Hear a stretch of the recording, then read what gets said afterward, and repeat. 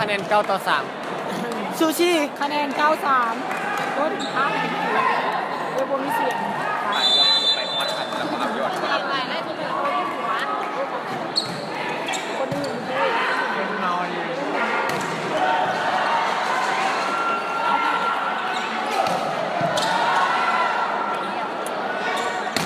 โอ้เป็นการตีที่เหนือคาดหมายหลายเนาะบล็อกเก่าบอยูจังหวะนี้เพิ่นว่า มาแล้วเสิร์ฟได้พอมาเอาเนาะเบอร์5เนาะจันเจ้าเนาะ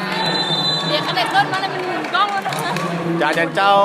โยนเสิร์ฟขึ้นไปแล้วเนาะจังหวะนี้สู้ขึ้นมาเอาจังไดสู้ขึ้นมา3หลังตีขึ้นมาทันบอลโอ้ลงเดินอีกบาทนึงเนาะกินไอ้บ้าไม่เป็นแม่กินข้าวเลยเอาแห้งมาดิกะเพราหมูไข่ดาวมื้อหน้าสิ่งแล้วสิไปกินช่วงพักโรงเรียนก่อนแล้วลดพิเศษเว้ยลดให้กู8,000พอดกินจนอิ่มป้าเบิ่งเพิ่นคนพากินซะนะเอาไปนะเอาผู้นี้ไปน้าไก่นะอะไรวะจังหวะนี้บ่เข้าใจเลยนะเพชร5กินข้าว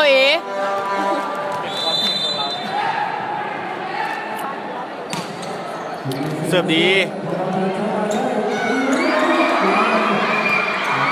บ่ข้าม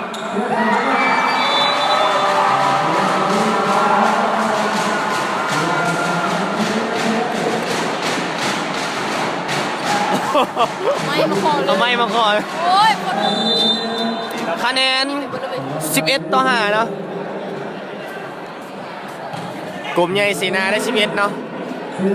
โอ้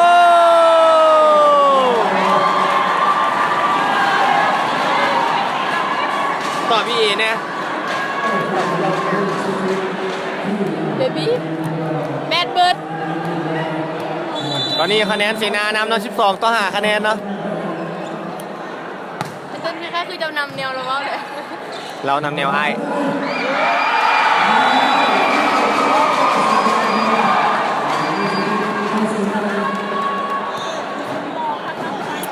โอ้70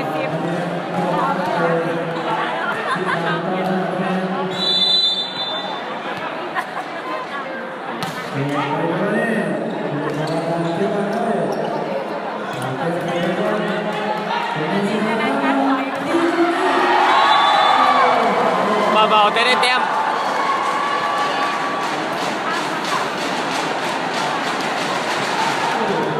ถ้าไอ้ต้นจะรีบไปบ้านไปสิบุมีรหัสผ่านคือเก่าเรื่องนี้เลย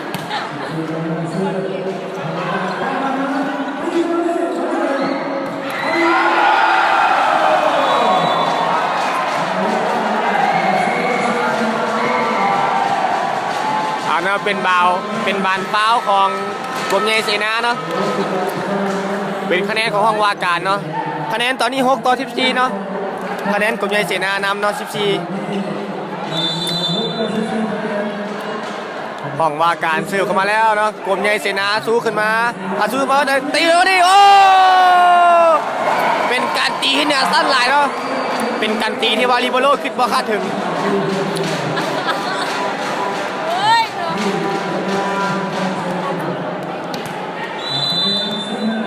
บ่มีหอกมีเฮียนเหรอเจ้าบ่มันเป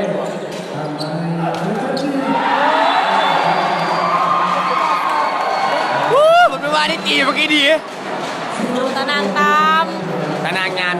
ตะนางดีได้ฮะตะนางงานแล้วมันผิดงาน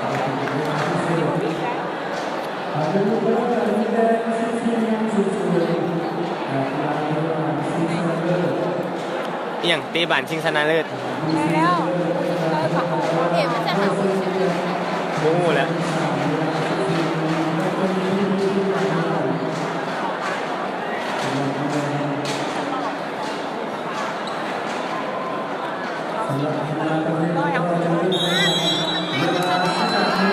เวลานอกพักเป็นมีข้อนี้ทั้งที่3มันดีกว่านึงตอนนี้คะแนนกลุ่มใหญ่เสนานำเนาะ16-6คะแนนเนาะกลุ่มใหญ่เสนานำห้องว่าการเนาะคะแนน16-6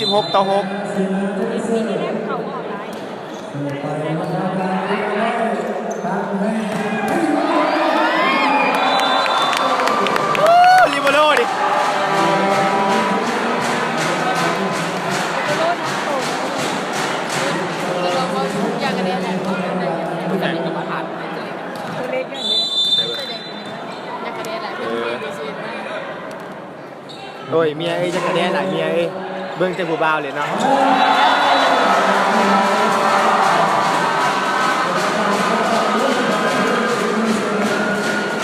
หากระเซ็นแรกว่ะหากระเซ็นแรกหากระเซ็นแรก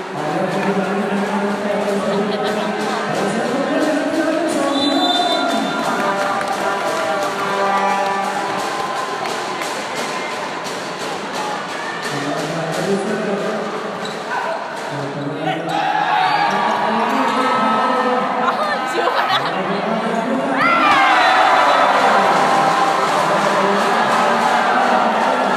ตอนนี้คะแนน9-16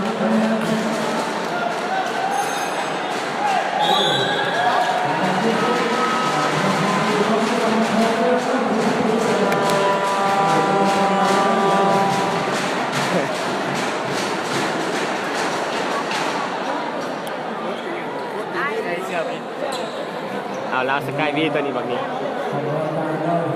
เบอร์น้ำหนัก คนช่วงนอนจะแม่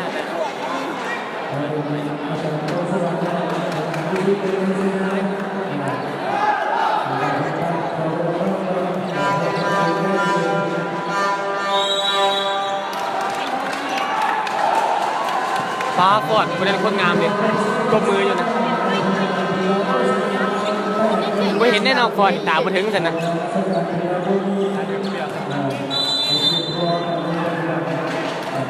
เอาเนาะเป็นห้องว่าการเนาะเสิร์ฟเนาะคะแนน9-16เนาะโกบใหญ่ชนะลูกตีมาดิโอ้บอลเป็นบานทัดบล็อกเนาะ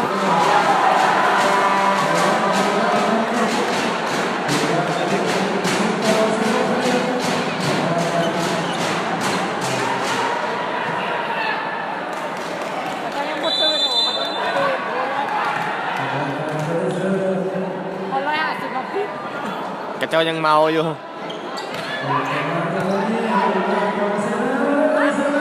แตกโอ้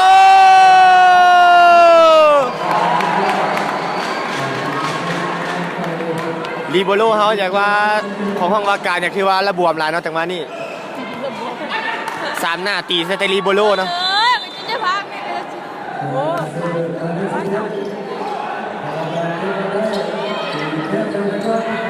มาจากไหนจังมานี่เป็นมาดิตีมาโอ้ลีโบโลเขาอีกแล้วเนาะลีโบโลถึงอีกแล้วลีโบโลตอนนี้ซ้ำในมาแล้วลีโบโลตอนนี้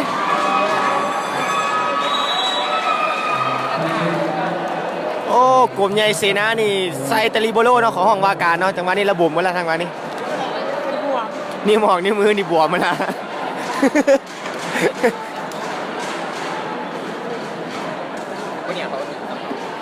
เขาบอสจะเราไปยังไงไปก็เสียบานจะเสมอไปแต่คุณซ้ำมันผู้เบอร์หนึ่งมีนะมือเราแข็งเนาะเบิ้งก็จะตีมาใส่ฉันดิตีมาใส่ผังแพงสู้เสยป้าตัวเราอันนี้เราเอาที่แหละโอ้โหแล้วเราเอาจริงๆเนาะ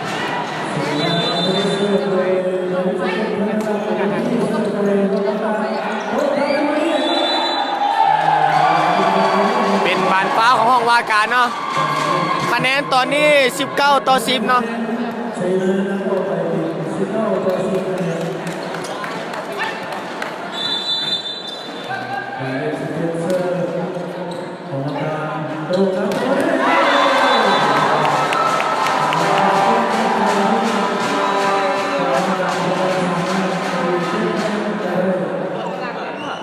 หาไปจ้างนักวาดเองเอาไว้นี่บอมเสียงเลย เบอร์2คุ้นๆเลย โน่นใส่แล้วเนี่ยใส่แนวขัดหัว โอ้โหรอดแล้วสิคะแนนตอนนี้12-19เนาะห้องว่าการนำมาติ๊กๆเนาะ ออกมากันน้ำมาแล้วตอนนี้น้ำกับเบิร์ดนะชื่อว่าปากเลย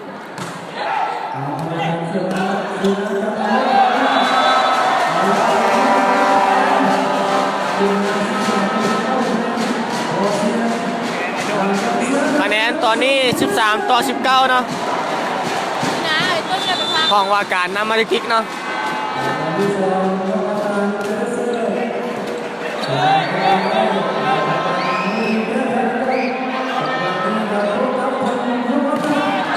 โอ้เป็นบานบล็อกสามหน้าที่ว่าโหดให้เหลือเกินเนาะฝั่งลงหัวปตีนเจ้าของคืนพุ่นปะ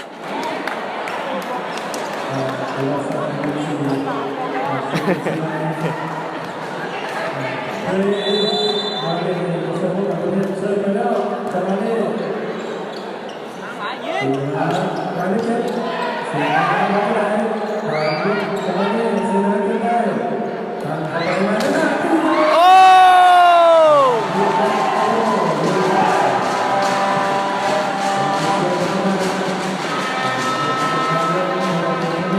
คะแนนตอนนี้14ต่อ20เนาะห้องว่าการที่ก้นที่กอยมาได้ติดเนาะ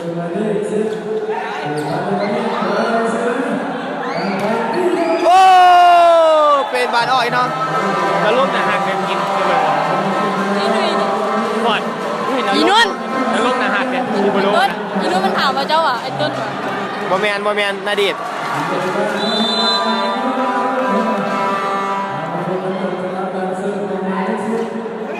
เอาเนาะหาหน่อยกินหาหน่อยน้ำทันเนาะจังหวะนี้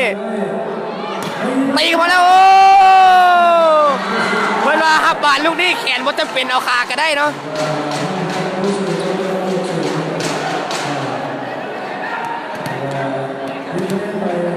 คะแนนกรมใหญ่เสนาธิการเนาะนำเนาะ11ต่อ15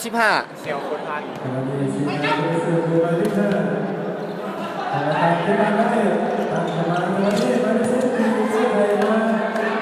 ล้มกูสลามล้ม โอ้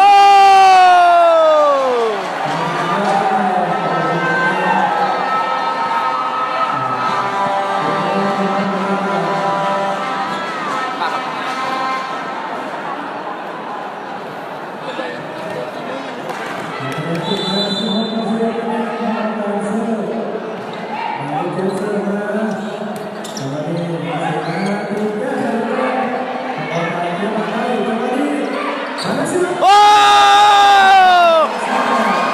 เป็นบานบล็อกครั้งที่2ที่โหดให้เลยเกินเนาะฝั่งลงหัวปตีนทางเจ้าของคืนอย่างว่านี้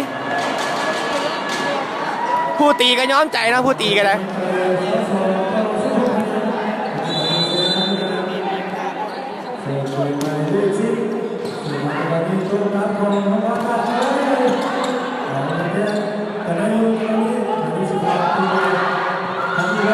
โอ้ เล่นมากเรา กินข้าเนอะคะแนน17ต่อ22เนาะห้องมาการน้ำก้นน้ำก่อยมาติดๆเนาะจังหวะนี้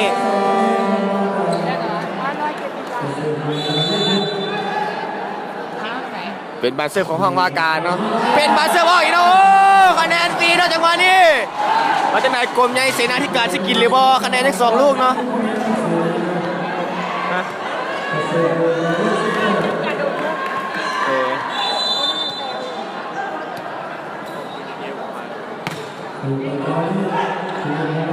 โอ้คะแนน24ต่อ17เนาะกรมใหญ่เสนาธิการเหลือลูกสุดท้ายเนาะลูกเสิร์ฟลูกนี้สิปิดเลยหรือบอ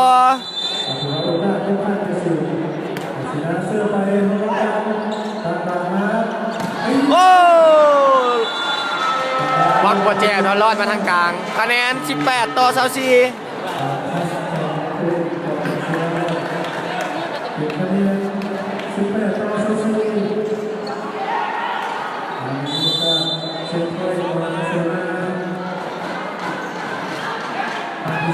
โอ้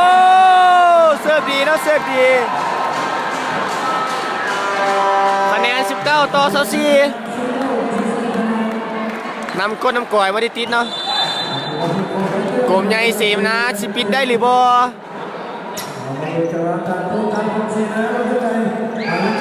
โอ้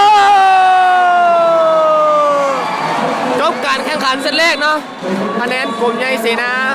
นำห้องว่าการที่24ต่อ19 5ต่อ19 25กินแล้วดิ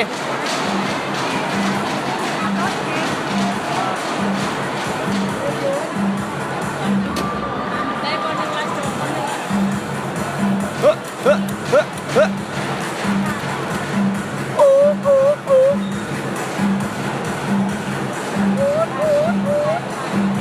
บอลอยู่ในนี้ไหม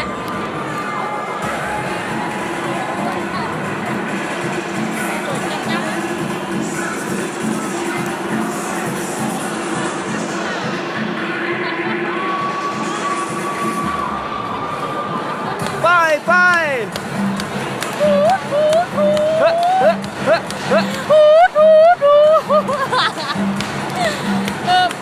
เฮ้อ เมาน้องมานี่รบกับดีเจต้นนะต้นตะวันสมบูรณ์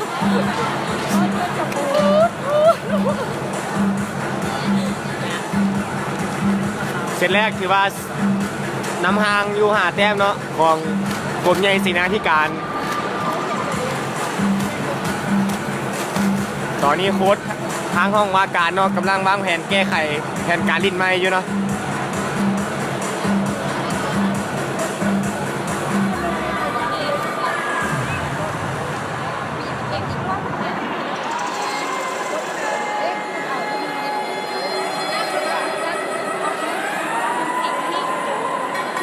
ขึ้นงานไอ้บอสขึ้นงานไหม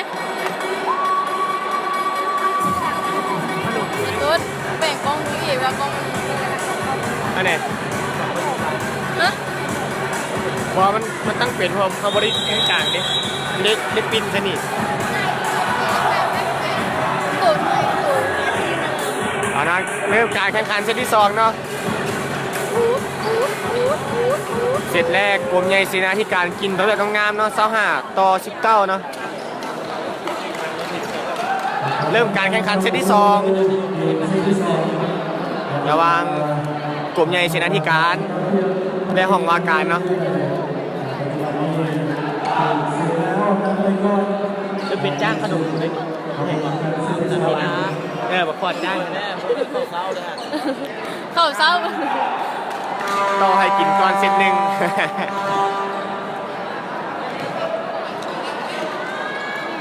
เป็นบานเสื้อของกรมใหญ่เสนาธิการเนาะเสื้อโดยเบอร์12โอ้รีโบโลเฮาจังหวะนี่นักหน่วงอีกแล้วเนาะแล้วบัวเป็นประตูแล้ว เป็นเราไม่ได้วอร์มเหมือนนั้นป่ะเราไม่ได้วอร์มล้มป่ะไอ้นี่นะเราไม่ได้วอร์มล้มป่ะ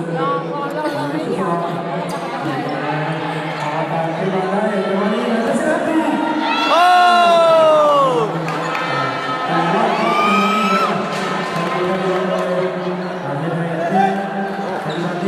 75 76เฉย มันเราไม่ได้ไล่เสื้อทอดไล่เจ็ดใช่ไหมต้นที่อย่างไรจะต้องจะเบื้องนี้แหละจะไปเบื้องบัตรไอ้จอน โอ้ลิเบโร่อาบได้แล้วจังหวะนี้สู้เข้ามา3 หน้าจะเจ้าตีเข้ามาตีบอลนะลิเบโร่ได้อีกนิดนึงแต่ว่าเป็นบาลที่ว่าเอาข้ามมาได้เนาะคะแนนตอนนี้2 ต่อ 1ห้องว่าการขึ้นนำนะคะแนนหนึ่ง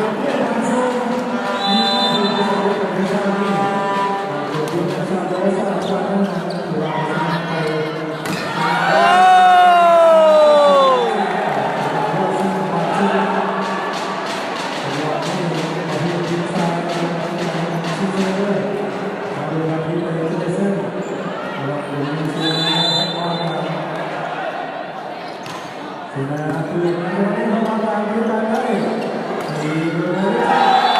ตีไปเบาๆแล้วนะ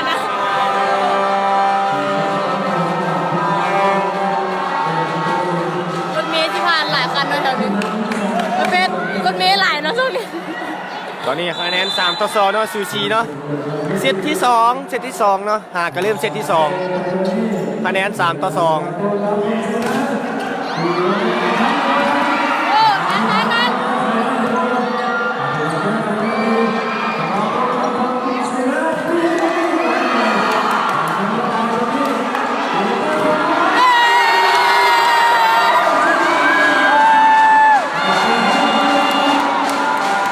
โ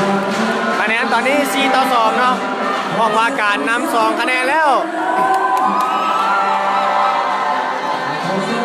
เอากดไลค์แอนกดแชร์แถมขนมก้อนหนึ่ง โอ้เป็นบานเก่งไก่กันเนาะของลิเบโรเนาะทีมกลุ่มใหญ่เสนาธิการนำก่อนเซตหนึ่ง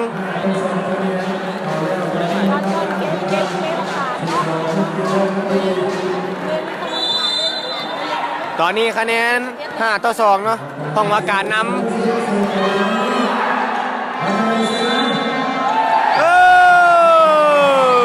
เป็นบานจุกเนาะ ดูซิปไอจอนเขามีเมียแล้วไอจอน คะแนนตอนนี้3ต่อ5เนาะห้องว่าการกำลังนำกดน้ำกวดกันไม่ได้ติดเนาะโอ้เป็นการตีเหนือสั้นของเบอร์10เนาะของห้องว่าการจังหวะนี้กลมใหญ่ใส่น้ำพอสามารถเอาได้เนาะลูกนี้บานออกไฟนะลูกนี้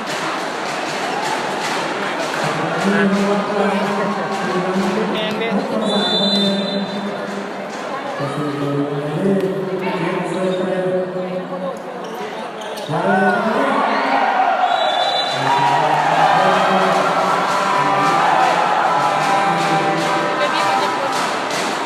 จะตั้งใจเลยโอ้ยไอจอนด้วยเดี๋ยวก็เล่นเดี๋ยวก็บ่ผ่านเลยอันปีซีนะ เดี๋ยวก็ได้หยอดน้ำขัดต้มหน่อยไอ้จอนจันนะ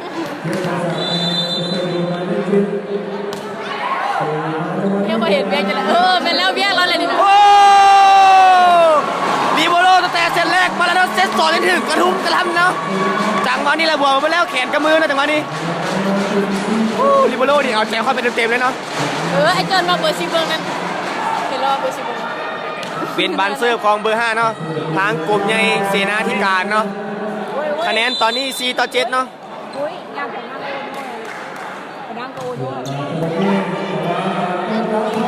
โอ้ลิเบโรได้อีกตัวบักเข้ามาแล้วเป็นไงจังหวะนี้เคลียร์ขามาก่อนเนาะขาสู้ขึ้นมา3หน้าโดดตีทันบอลเนาะกันเจ้าหักได้วันนี้ขาสู้จังหวะนี้สู้ขึ้นมาเป็น3หลังเป็นบาเตียว3หลังเป็นบาตีออกเองเนาะโดยไม่มีการทันบอลทันมืออย่างทั้งสิ้น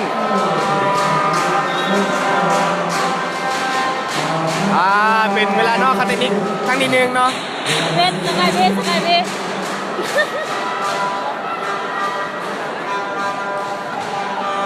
เอาเนาะตอนนี้กำลังหาสปอนเซอร์เนาะหาสปอนเซอร์น้ำมาให้นักภาคกินเนาะจังหวะนี้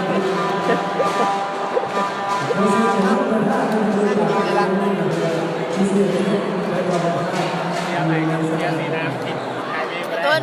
เดี๋ยวเสื้อบอ เสียงสีน้ ต้นเดี๋ยวเสื้อวางงานต่อไปก็จะไปเบิ้งไล่ชนแล้วก็จะเชี่ยวจะมาเป็นคนภาคเลย ำนี่ก็บเย็นเขาหาภาคสุดภาค โอ้ยนักภาคขี้กาก ไปภาคแข้งหัวเดือดต้นเบี่ยงภาคแข้งหัวตอนนี้ตอนนั้นหมดเวลา ไอ้รุ่น เนาะหมดเวลาติ๊กๆครั้งที่1เนาะการมาเข้าสู่เกมกันต่อคะแนนตอนนี้8ต่อ4เนาะห้องว่าการนำกลุ่มใหญ่เสนาธิการตู้เฮ็ดเบี้ยเป็นตู้ เป็นเบอร์6เนาะเสิร์ฟเนาะของห้องว่าการเสิร์ฟขึ้นมาลิเบโรจับขึ้นมาแล้วตีมาแล้วโอ้ยขุดขึ้นมาได้แล้วเป็นบาดเหลือเสียหลาย คะแนน8ต่อ4แก้ไขเข้าไปก่อนสู้ขึ้นมากินหลังนะกินมาได้แล้วนะสู้หลังขึ้นมาสลังโดนขึ้นตีจังหวะนี้หาไปอีกเนาะลิเบโรโตมาขึ้นมาสลังตัวตีมาดิติดบอลอีกแล้วเนาะติดบอลขึ้นมาทางหลังสู้ขึ้นมาทางหน้าไปไหนเคลียร์เข้ามาเนาะยังไงอยู่ทางไหนดูสู้ขึ้นมา3หน้าตีมาดิโอ้ยเหลือให้เหลือเกินยังสามารถมาควงมาได้ แข่งแล้วเราหยิบกลับเรื่องกันจะสิดีมั้ย โอ้เกียร์ได้อยู่มีบานข้ามาโอ้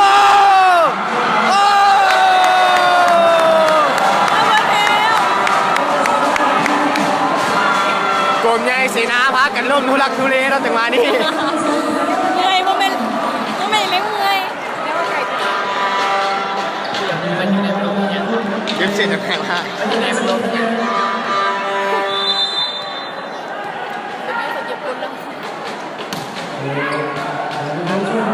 บ่ออกเสื้อห้อง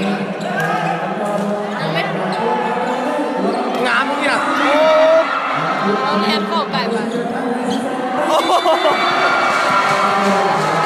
มีบานข้อ2กัน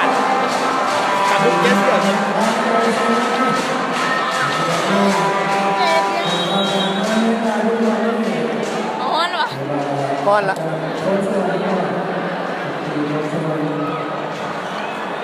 กระเป๋าดิ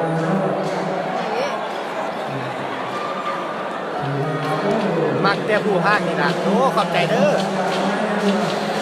เนาะต้นตะวันอยู่บ้านพ้นพะเนาสมบู นี่จะมาบอกหน่วยบ้านอยู่ครับ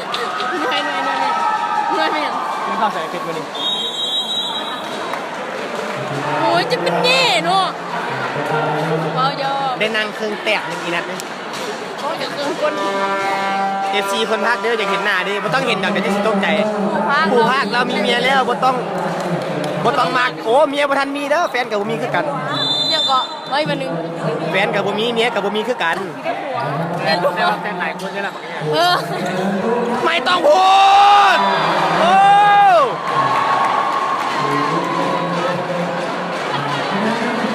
ตอนคะแนนตอนนี้5 ต่อ 10เนาะกรมใหญ่เสนากำลังนำก้นห้องว่าการขึ้นมาเนาะอีก5 แต้มนำทันเนาะ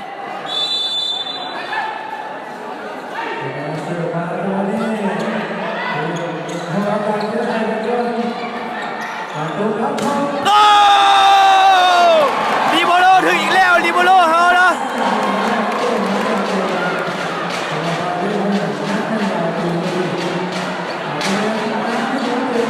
ไทยเสียกรมใหญ่เสนากด1เนาะผู้ใดเสียห้องว่าการกด2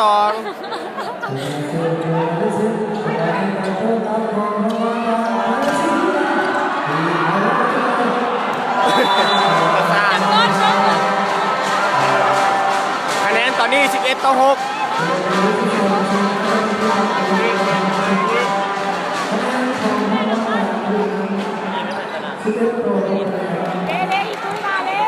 เล่เฟียนจะมาเล่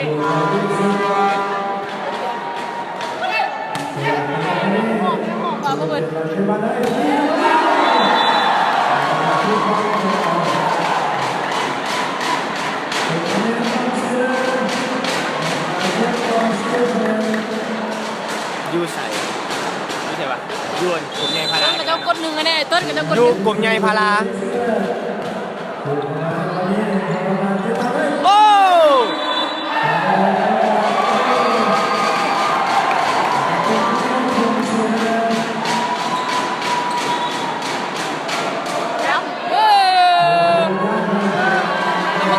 กรรมการลงเซต2เ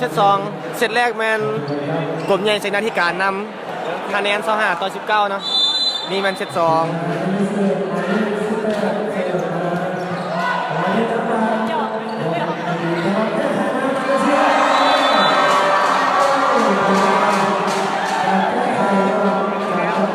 คะแนน12 ต่อ 7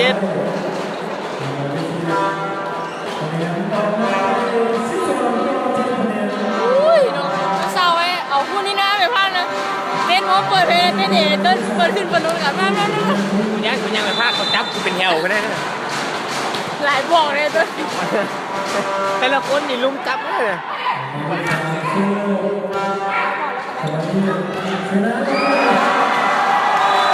ต้องมาด่าออกแล้วยืดลัด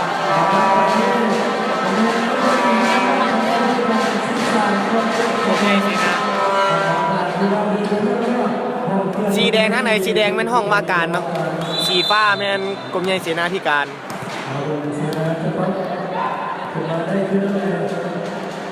คะแนนตอนนี้13 ต่อ 7เนาะโอ้เป็นบานโลกเนาะห้องว่าการเนาะจังหวะนี้เสิร์ฟวางดีไลน์คะแนน14 ต่อ 7เนาะ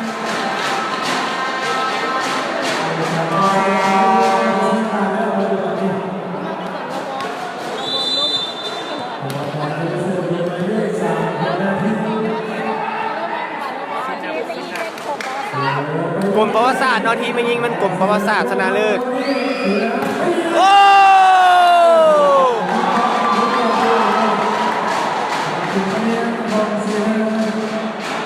คะแนนตอนนี้8 ต่อ 14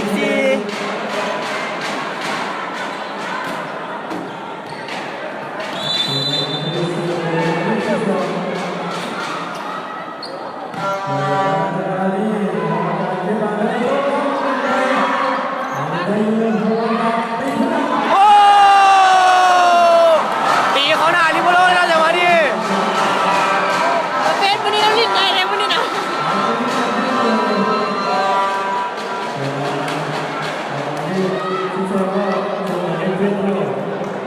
คะแนน15ต่อ8เนาะเบอร์10นี่ยาวดีขนาดเนาะโอ้คนพากกันยาวดีคือการโอ้ยโมเมนต์เนาะ โมเมนต์ละโมเมนต์ละ โอ้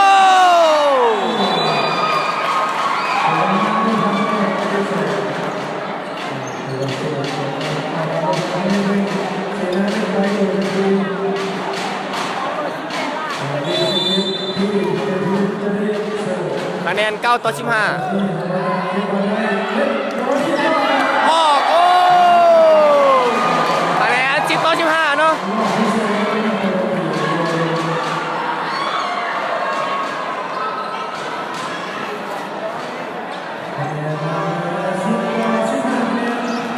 มาค่ะชูนี่นะอย่างกระยาเรายิ้มไปก่อนนะตีไว้อันที่มือนั่นนะมือ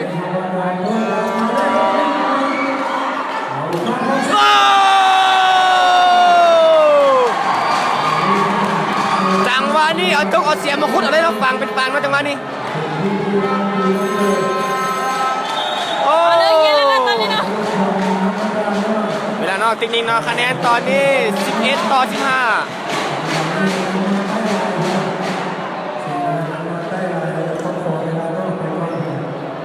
กรมการเนาะขอเวลานอกเนาะห้องว่าการ กุมมากัน กุมมากัน มันลึ่งกันได้มันอยากเริ่มพันกันนะเดี๋ยวรีบ กินน้ำกินน้ำเส้นแรกนาตาลีได้ เส้นแรกกรมใหญ่เสนาได้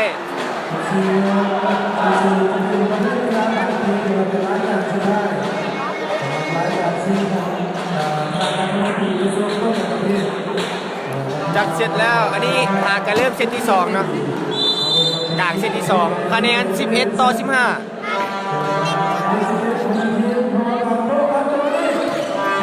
เป็นบาตีบ่ข้ามเนาะตอนนี้คะแนน12ต่อ15อีก3ลูกเนาะกรมใหญ่เสนาธิการจะนำทันออกมาการอีก3ลูกเท่านั้น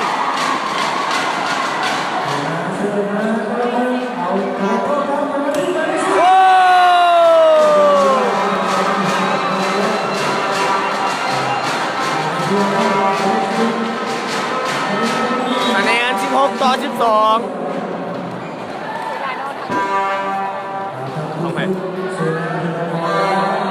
เลยนางโอ้ใจเย็นกดเฝ้ากดเศร้าอย่างนั้นใจเย็น สีแดงแม่นห้องว่าการ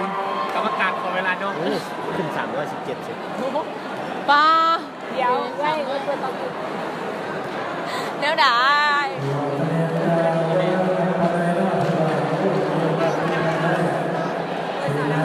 สีแดงแม่นห้องว่าการเนาะสีฟ้าแม่นกรมใหญ่เสนาธิการ กุมมากันเนี่ย หมดเวลานอกเนาะ กุมมากันก็พงศินะกุมมากันก็พงศินะ 3-3 โอ้กุมมากันก็พงศินะไปกินผู้เดียวนั่นแหละ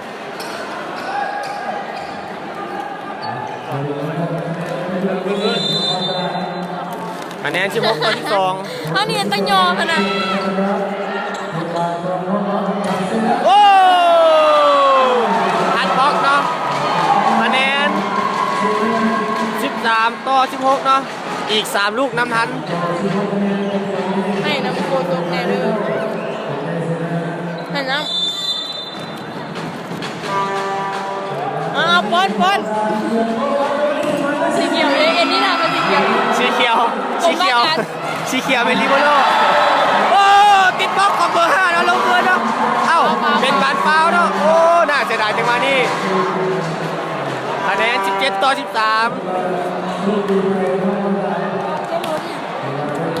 จังไหนเนาะกรมใหญ่เสนาสิมีเซต3หรือบ่เนาะจะกินเซตนี้หรือว่าจะกินเซต3เอาตีเลยทันบล็อกแถมลงอีกเนาะคะแนน14ต่อ17เนาะ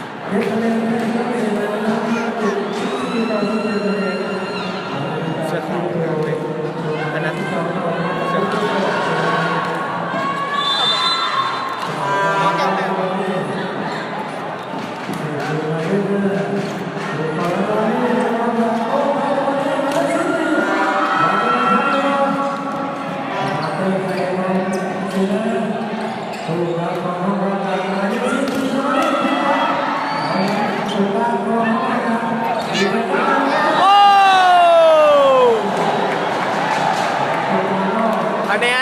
5-7เนาะอีก2ลูกเท่านั้นอีก2ลูกเท่านั้น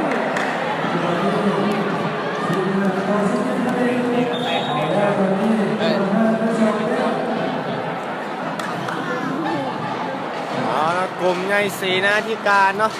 นำก้นนำก่อยกันมาแล้วอีก2ลูกน้ำทันอีก2ลูกน้ำทัน เห็นเบี้ยไหมวัด โอ้ลิมโลสู้กันมาสู้มันสั่นนะว้าวว้าว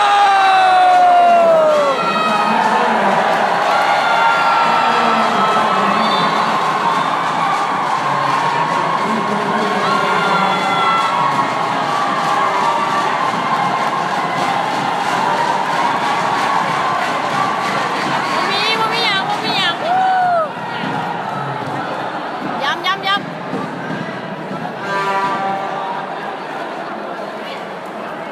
เป็นทางโนคอมเมนต์ โอ้เป็นคะแนนของกลุ่มใหญ่เสนาเนาะคะแนน16-7อีกลูกเดียวเท่านั้นนำทันลูกเดียวเท่านั้นนำทัน สั่งเยอะเลยนะน้ำเนี่ย เบอร์5เนาะเบอร์5เซลเข้ามาดิบโลเปิดบาคาสู้มากตีมาเลยดิบโลได้ทันเนาะสู้กันมา3หลังตีเดียวโอ้เป็นบานตีออกไปเองเนาะเซตที่2คะแนน18-16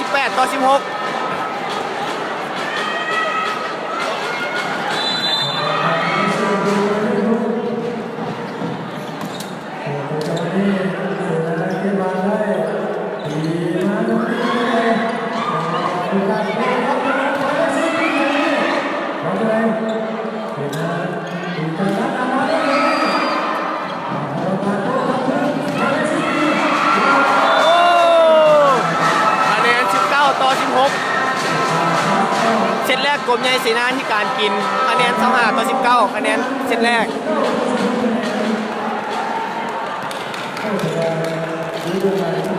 เรื่องอะไรเนี่ยมีพีเจนให้คะแนนสับกันเลยทำเด้อสำหรับ19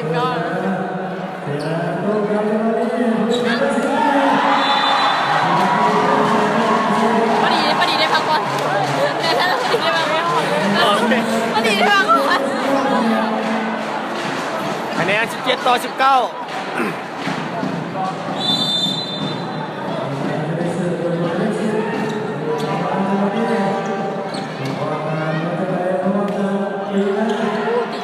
โอ้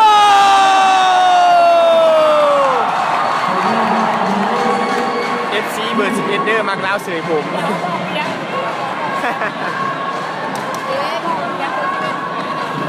คะแนนตอนนี้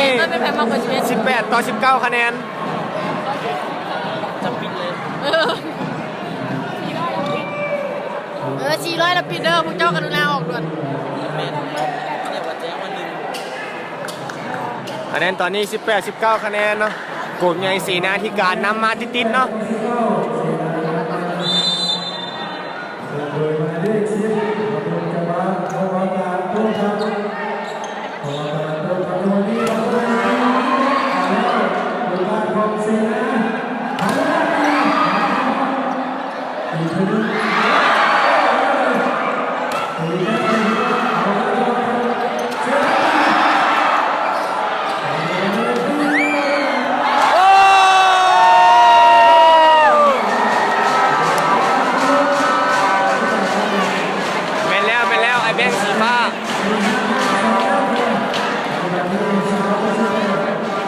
เป็นบานเกรงใจกันเอาของเบอร์10กับเบอร์5ของกลุ่ม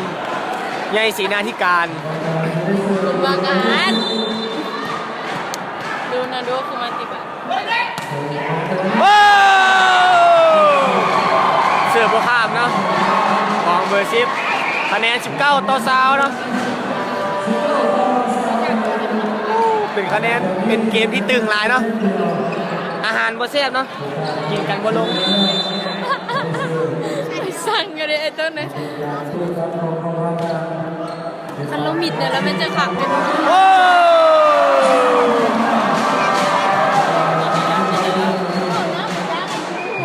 ตีอยู่กลุ่มใหญ่พลาเนาะว่ามั่นใจแล้วเบอร์7นะเบอร์7 ก็แล้วก็กินได้อยู่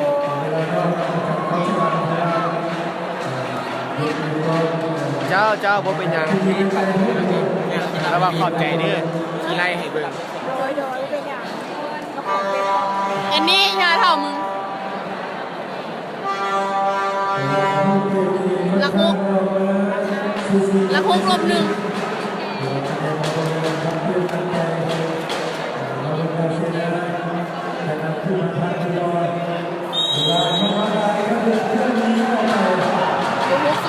บุกบ้างไหนเด็ด400 คนปิดไล่ปิดไล่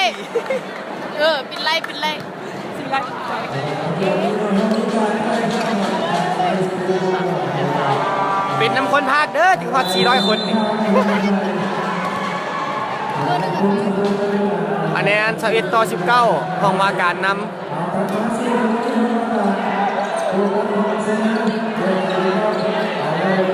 4คนภาคเด้อโอ้เป็นการบล็อกที่เหลือสั้นหลายเนาะกำแพงเมืองจีนเนาะลูกตีลูกนี่บ่สามารถข้ามได้เนาะฝั่งลูกของตีเจ้าของคืน FC คนพากเลยเอาเพชรยัดปิดไล่เนาะ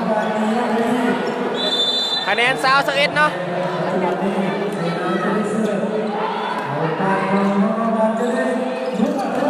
โอ้แหกเป็นแหกเนาะจังหวะนี้คะแนน22 ต่อ 20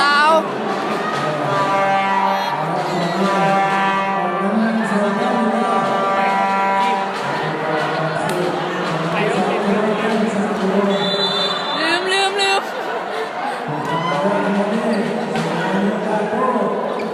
โอ้ยได้อยู่มีบานข้ามไป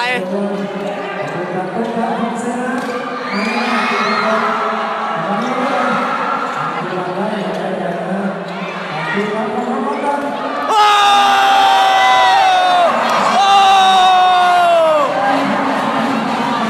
อย่าปิดเด้อเบิ่งอยู่โดยบ่ปิดดอกพอ400นี่สิบ่ปิดเลยนี่นะคะแนน21 ต่อ 22เนาะโอ้คะแนนสูสีเนาะกินกันบ่ลงเนาะอาหารบ่แซ่บเนาะ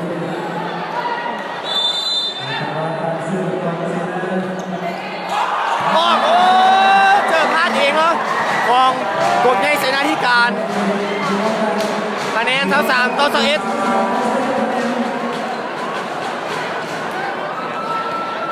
เอานะมาลุ้นกันเนาะว่า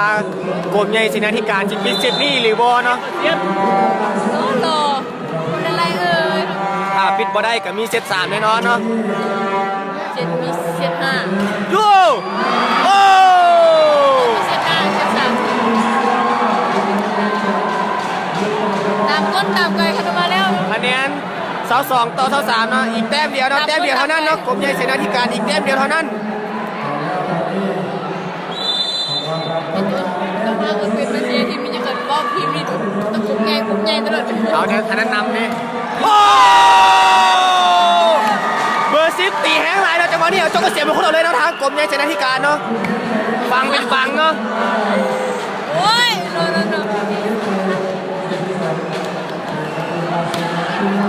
เกมแค่ลบมาเมืองเดือนสุดท้ายแล้วลบไปแล้ว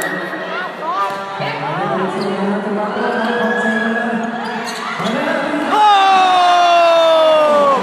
ดิโบโลคอยม้วนโตยางเท่เนาะ ยังกระยาเนี่ย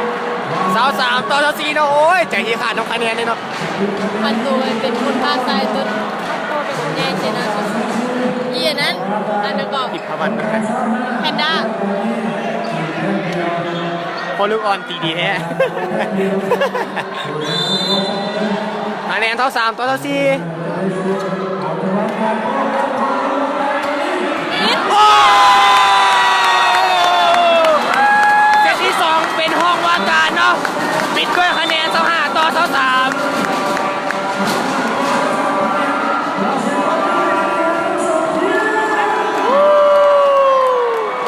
เปลี่ยนกันกินนะเซตแรกมันกลุ่มใหญ่เสนาธิการเนาะกินด้วยคะแนน25 ต่อ 19 กลุ่มใหญ่เสนาธิการ เซตที่ 2 มาห้องว่าการเนาะกินด้วยคะแนน25 ต่อ 23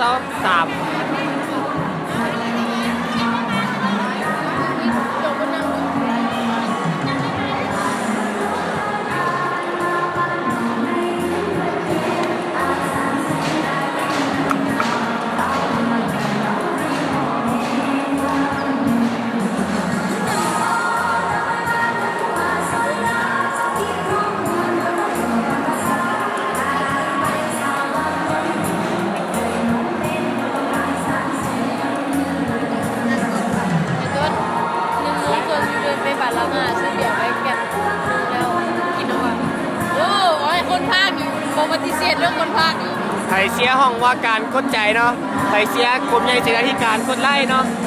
เอาโทรศัพท์ ถ้าถึกใจคนภาคนี่กดแชร์พร้อมเนาะ เอาโทรศัพท์จบก่อนไหม เออ นี่มันขึ้น เดบานไผซิมกับไผบ่ฮู้เนาะอันนี้บ่ฮู้เนาะ แล้วพ่อน้องก็อยากทราบเลยเอาไว้เลยเอาไว้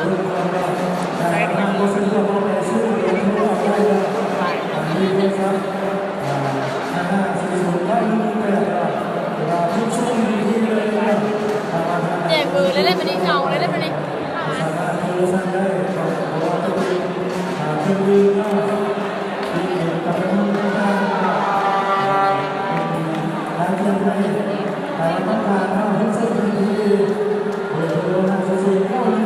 สั่งดิชิดไหมดูชิดไหมแล้วก็จะเสร็จกันทั้งเสืออยากเห็นหน้าสาวเอาอยากเห็นหน้าไปแล้วไปดิเอาแล้วได้ไปดิ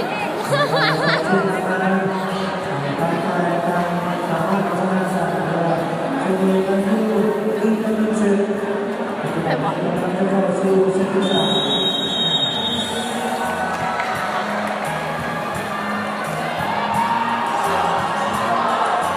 เราเริ่มการแข่งขันเซตที่ 3 ระหว่างกรมใหญ่เสนาธิการเนาะและห้องว่าการ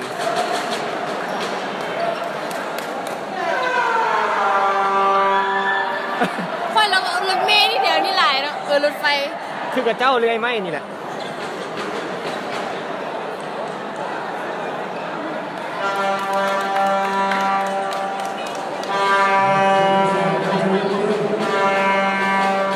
รถไฟหลายเลย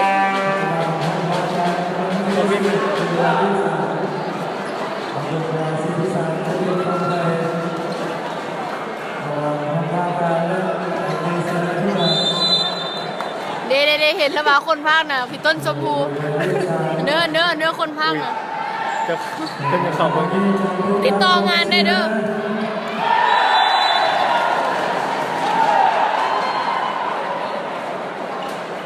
ไปกินข้าวขนาดหาก็กินมา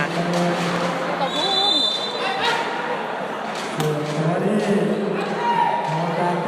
โอ้บล็อกกูอยู่นะลูกนี้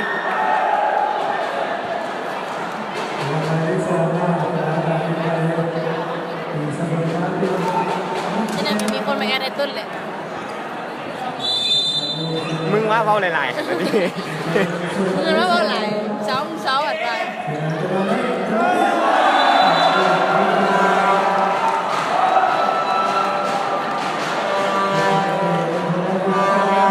ห้องว่าการชนะเช็ด2คะแนน25 ต่อ 23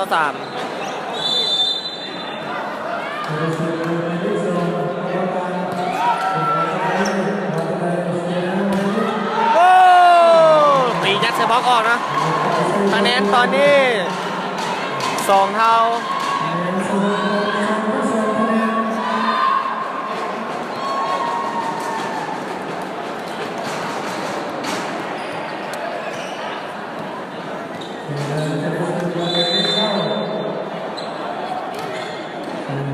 โอ้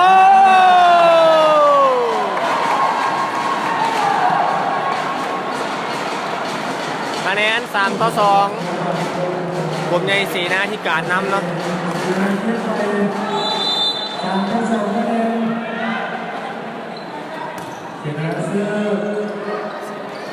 โอ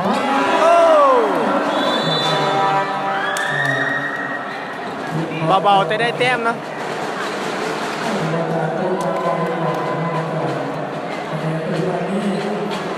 ก่อนมันเป็นอีดอก มาน้ำหัวมาอีก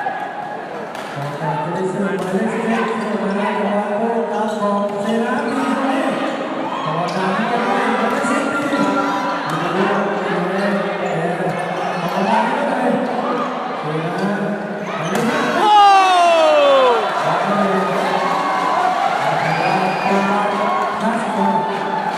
พัสเนาะ เป็นบานพัสบ็อกเนาะซึ่งโดยเบอร์5เนาะคะแนน4 ต่อ 3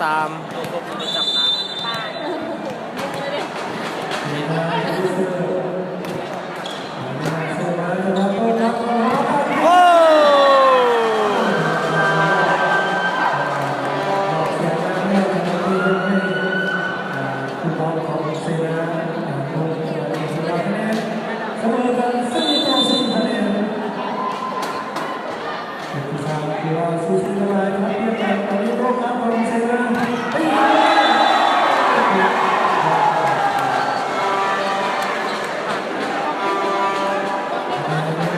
น้อยเห็นน้อยป่ะ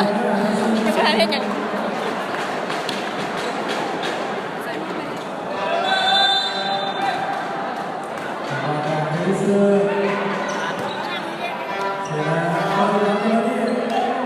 โอ้ฟาว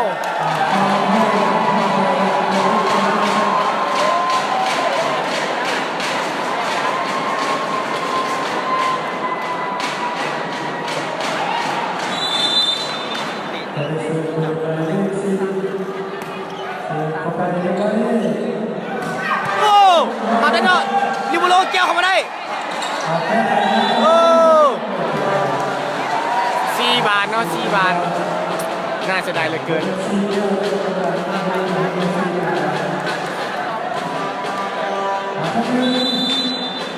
คะแนน6-5เนาะ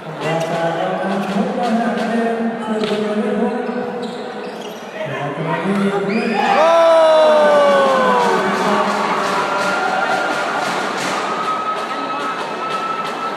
บอกว่าการเลื่อนแล้วเนาะเริ่มจับทางบล็อกได้เนาะ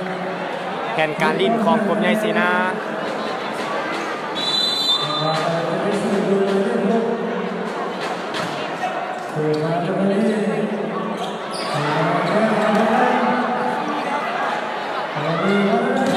โอ้ปิดบล็อกลงไปคืนเนาะคะแนน6-7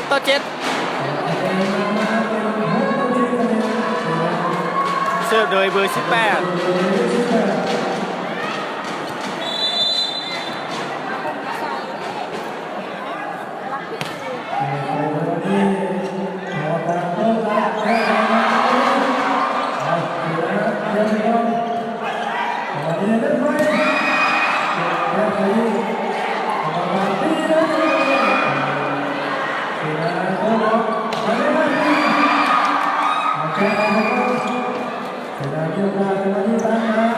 โอ้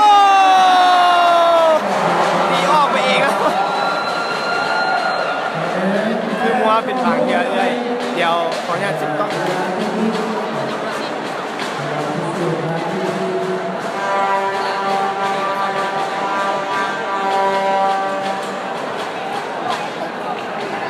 เจ้าว่ามัวเป็นบางเทือ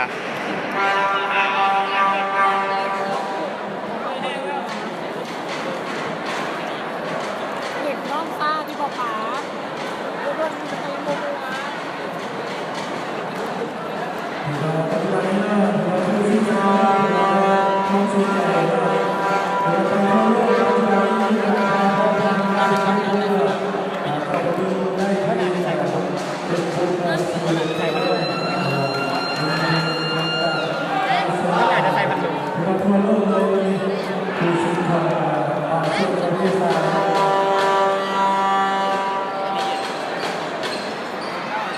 คะแนน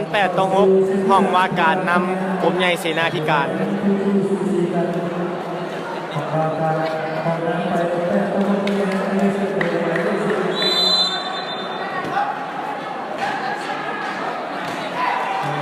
โอ้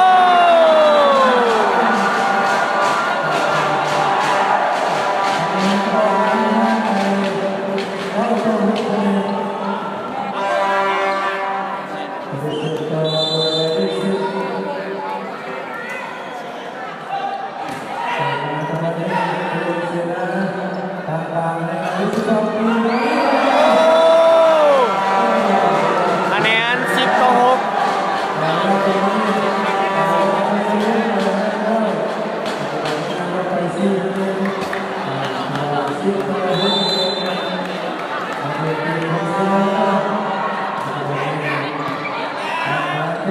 โอ้เนื้อสั้นอีหลีนะลูกนี่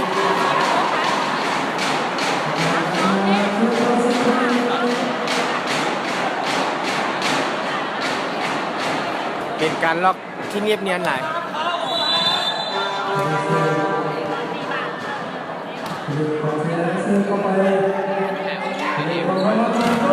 ตีบอลออกแล้ว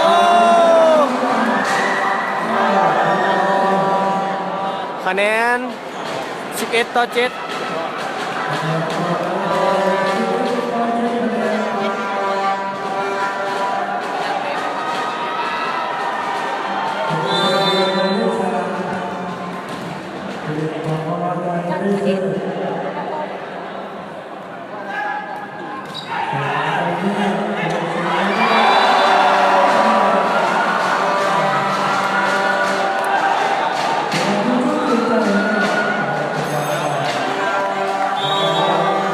แล้วเทคนิคครั้งที่หนึ่ง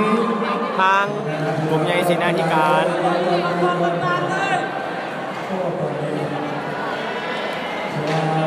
ถือว่าเซต2เซต3มานี่แม่นห้องว่าการเนอกจังหวะนี้เครื่องติดเครื่องฮ้อนแล้ว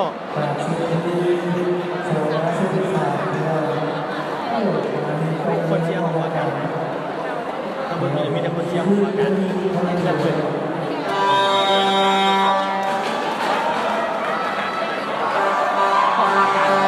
เชียร์กันคนเวลานอกเทคนิคเนาะเอาเบอร์หนึ่งออกเอาไปย่างออก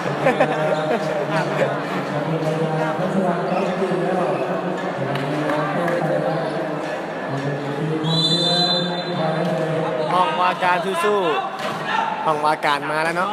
ห้องว่าการจังหวะนี้เครื่องติดเครื่องฮ้อนแล้วห้องว่าการจังหวะนี้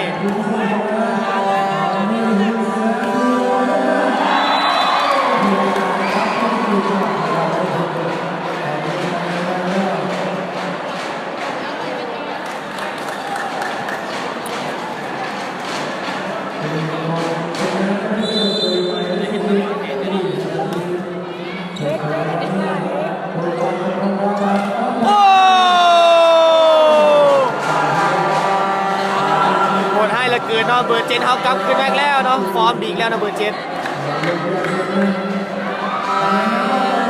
เซตที่3แล้ว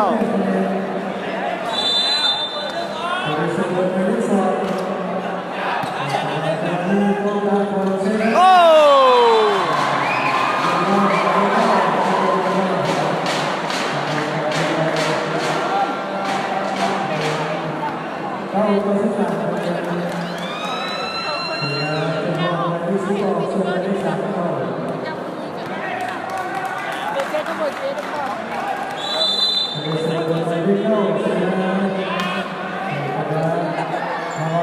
ต่อแล้วเซตที่3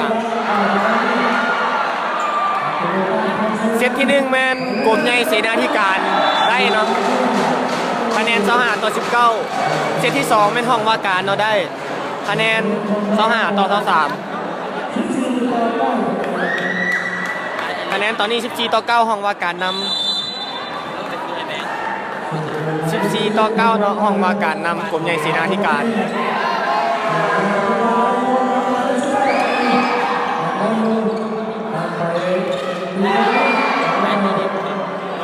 มัวแท้มัวย้อนเน็ตของเจ้าบ่โอ้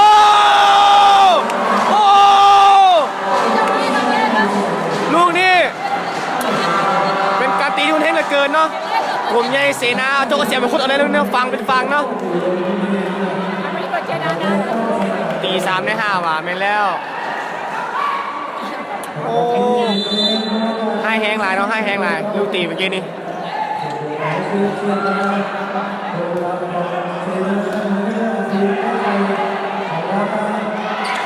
โอ้ลิโบโลเนาะลิโบโลเจ็บหนักอีกแล้วเวลานอกเนาะครั้งที่2ของกรมใหญ่เสนาของเราแล้วก็จริงเงินดีบเลยแรงมาจากก่อนพ่อแบงค์หมดพ่อแบงค์พ่อ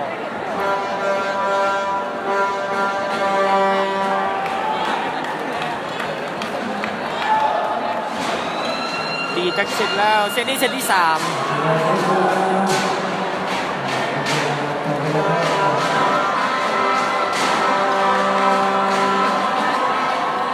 รถเมล์อ่ะเนาะ วันนี้ผ่านตลอดนะ รถเมล์ก็รถบรรทุกเป็นราคา12นี่ เสียปล่อยเสีย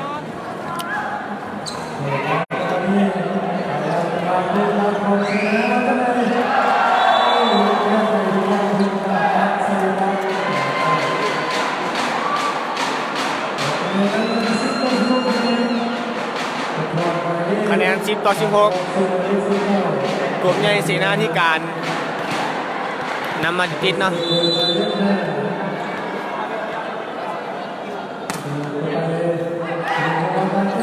โอ้ลูกนี้เอาโจโอเสียมาคุดอีกแล้วนะลูกนี้เนาะฟังเป็นฟังเนาะ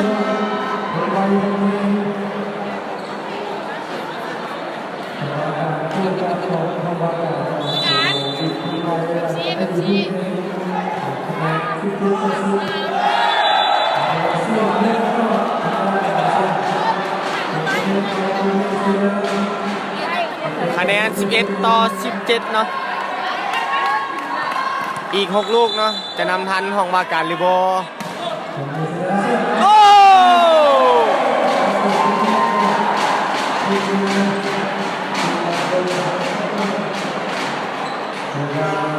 ก็ไปก็มีอะไรดิ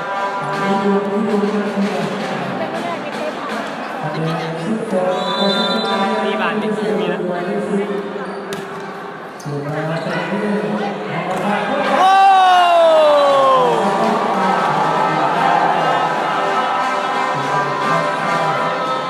คะแนน18 ต่อ 12ห้องว่าการนำ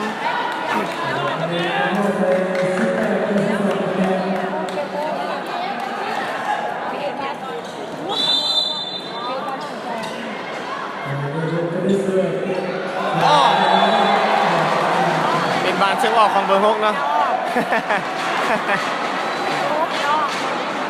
คะแนน13 18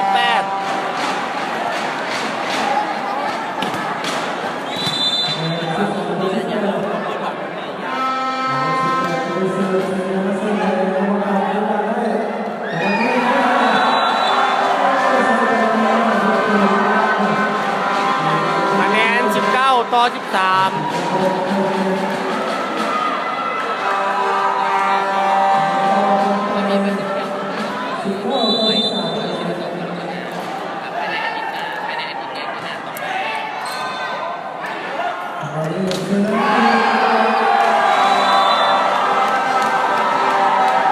เอาแล้วเนาะห้องว่าการจังหวะนี้เครื่องติดเนาะ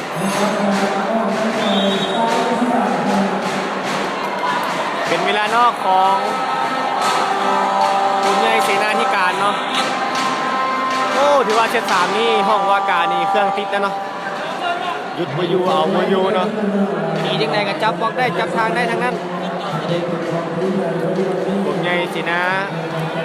ออกมาแก้เกมจังหวะนี้เข้าไปเสียได้หรือบ่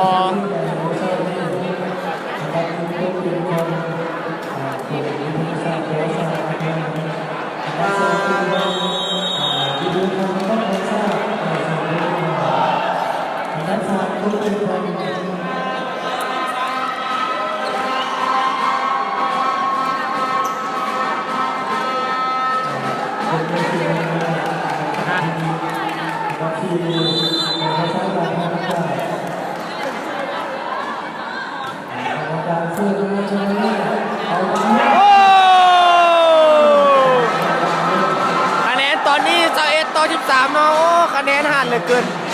คะแนนขาดหลายเหลือเกิน อายุเสียขวางเสียพาไปดีเด้อ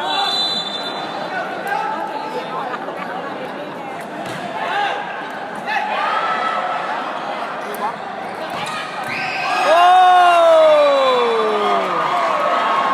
คะแนน14 ต่อ 21ปีนี้คนบ่ครบ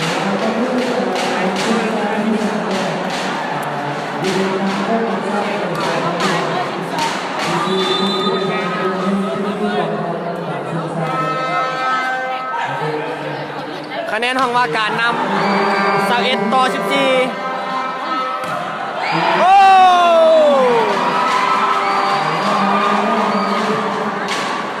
คะแนน15ต่อ21เนาะกรมใหญ่เสนาจะนำทันหรือบ่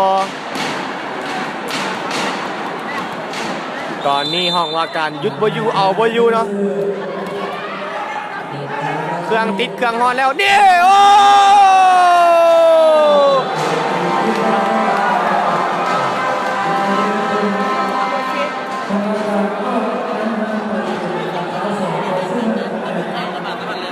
คะแนน22ต่อ15ห้องว่าการนำ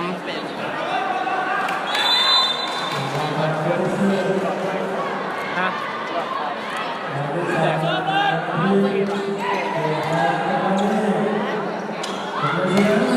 โอ้ติดบล็อกอีกแล้วเนาะ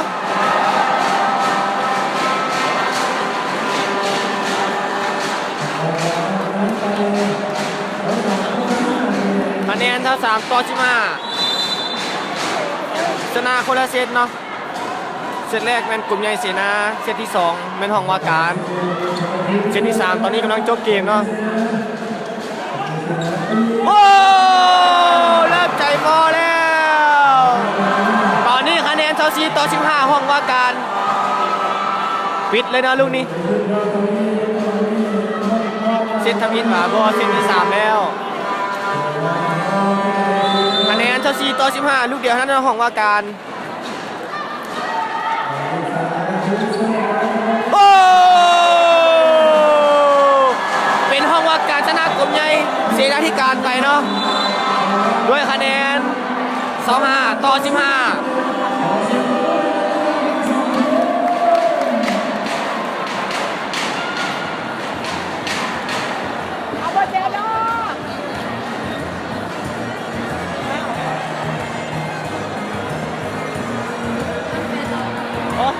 เบิ้ลเลยอ๋อ เราเห็นแต่เข้ามาอยู่เก็บโพสต์เลยเนี่ย อ๋อเบิ้ลเลย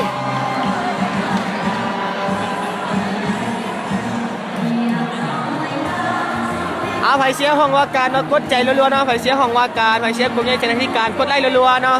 ไผ่เสียคนพากเนาะกดไลค์กดแชร์พร้อมเนาะกดไลค์กดแชร์พร้อม ไม่ใช่ที่ผ่านนี้ เสียงเลยเป็นเสียงครับ ยังไม่ได้ ได้เบอร์ไอซีเอสเลยคนหนึ่งเลย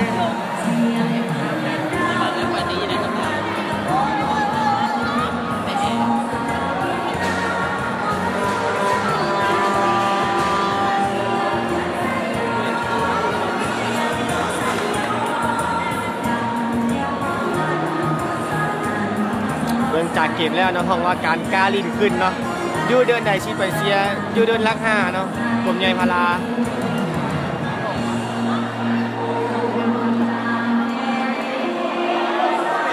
เบิ่งทางกลุ่มใหญ่สีหน้าเนาะมีสีหน้าตึงเครียดหลายเนาะเพราะว่าคะแนนเมื่อกี้นี่คาดหลายเหลือเกินมาเบิ่งกันว่าโค้ชเพิ่นสิแก้เกมจังได๋นั้นเสร็จเลย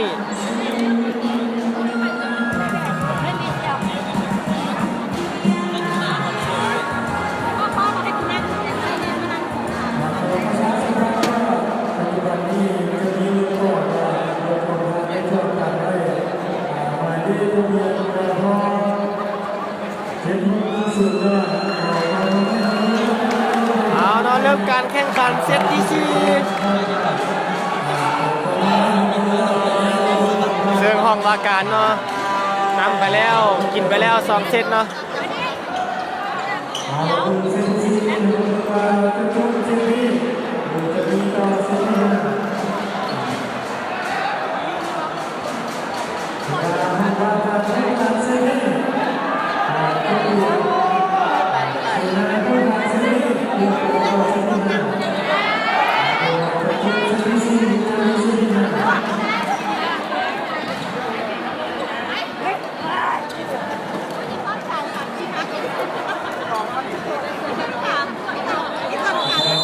ทีมผู้หญิงเป็นกลุ่มประวัติศาสตร์ทีมผู้หญิงเป็นกลุ่มประวัติศาสตร์โอ้ลูกนี้เนาะกลมใหญ่ใส่หน้าเจ้าก็เสียมงคุดเอาอีกแล้วเนาะปังเป็นปังเนาะคะแนน1-0เนาะห้องว่าการนำเสิร์ฟโดยเบอร์2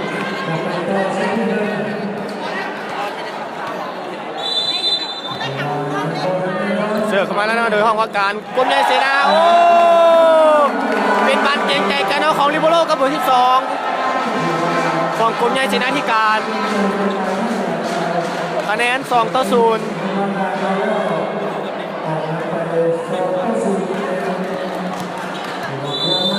มองว่าการเสิร์ฟโดยเบอร์2เนาะเสิร์ฟข้ามไปแล้วผมยังเจนในการสู้ขึ้นมาขาสู้ขึ้นมา3 หน้าตีอยู่นี่โอ้เป็นบานทันบล็อกกับบานลงพร้อมเนาะชิงที่1เตะบานจักงง2 โมงชิงที่1เตะบาน2 โมงเด้อ FC เบอร์6เด้อห้องว่าการคะแนน2-1โอ้ติดบล็อกลงไปคืนเนาะคะแนน3-1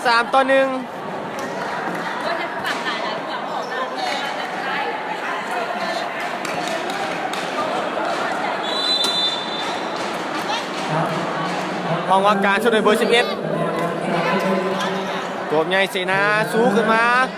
จะตีอยู่นี่โอ้เป็นบานทันบล็อกเนาะโอ้เป็นบานเต้านางคะแนน2-3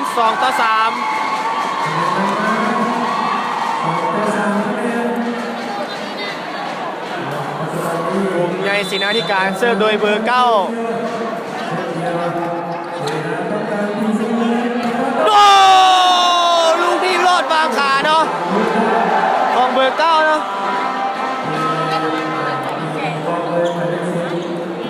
คะแนน4-2ห้องว่าการนำเสิร์ฟโดยเบอร์7เนาะ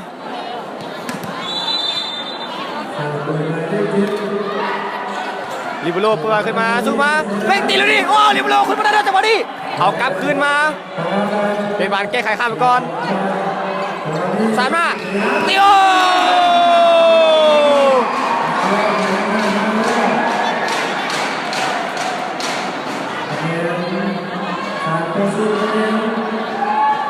ลิเบโร่ห้องว่าการถือว่าเหนียวลายเนาะเครื่องติดแล้วจังหวะนี้คะแนน3-4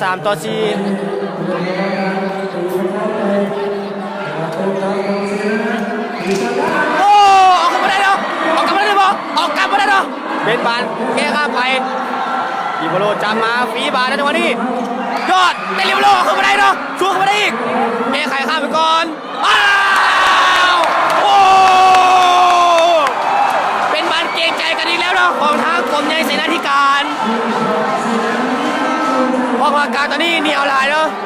โบยังให้บานตายง่ายๆสุดยอดลายนะสุดยอดลายห้องว่าการเครื่องติดแล้วเนาะตอนนี้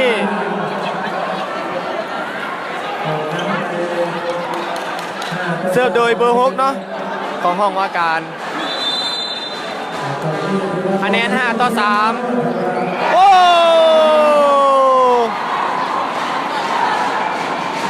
คะแนน4-5กลุ่มใหญ่เสนานำมาได้ติดเนาะเหลือลูกเดียวน้ำทันห้องว่าการ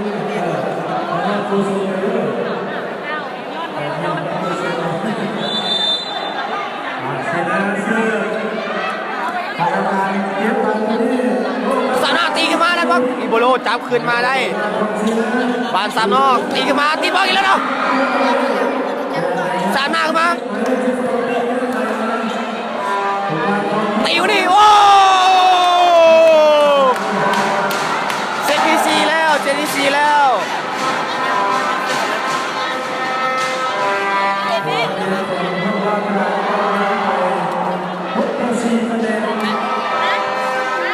คะแนน6-4ห้องว่าการนำกรมใหญ่เสนาธิการเสิร์ฟโดยเบอร์10ของห้องว่าการเนาะโอ้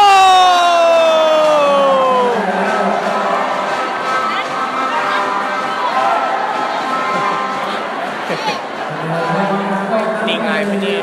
เดี๋ยวเดี๋ยวออกสื่อคะแนน7-4เนาะเสิร์ฟโดยเบอร์10ของห้องว่าการ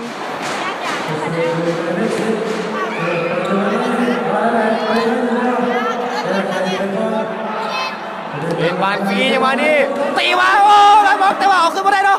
เป็นมาสามนอกตีเข้ามาดิโบโลเอาได้สู้ไปสามหน้าสนาตีดูนี่ติดบอลอยู่ควงขึ้นมาได้ควงขึ้นมาได้มาสามนอกตีดูนี่โอ้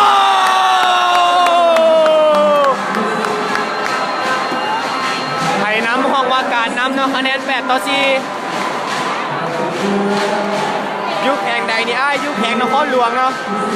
นครหลวงเวียงจันทร์เซตที่เท่าไหร่แล้วต้นเซตที่4เนาะมาเดือดกันในกลุ่มได้ปะจะเบิ่งเดือดกันดีมาเดือดอีก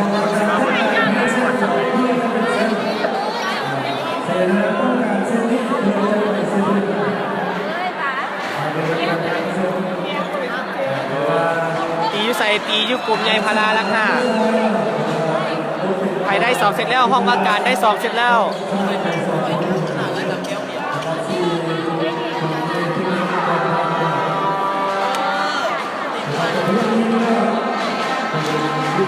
ห้องว่าการได้2เซต3เมตรแล้วห้องว่าการได้2เซตไปชนะเช็คแล้วห้องว่าการชนะ2กลุ่มใหญ่เสนาชนะ1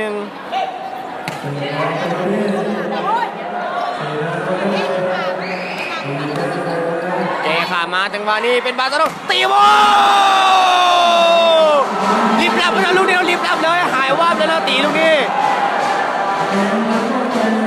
บอกคำพลังยังออกเดินซะ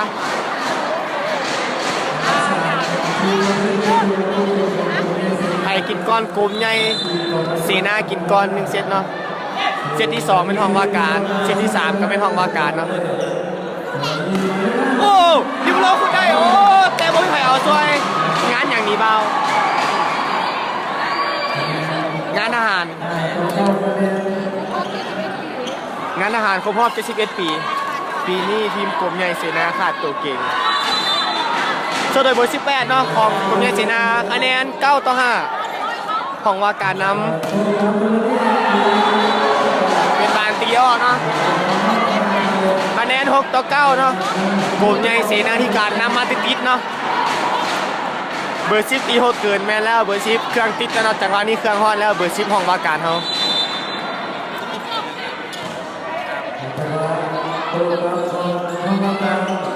โอ้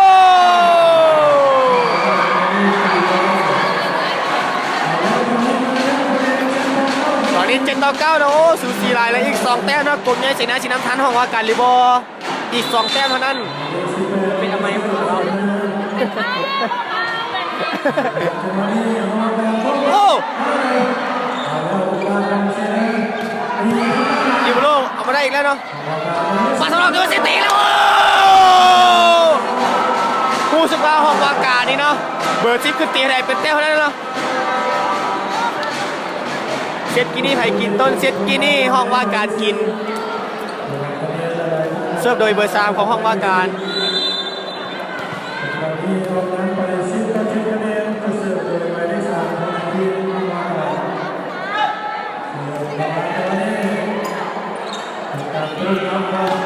โอ้ตีออกเองเนาะคะแนนตอนนี้11-7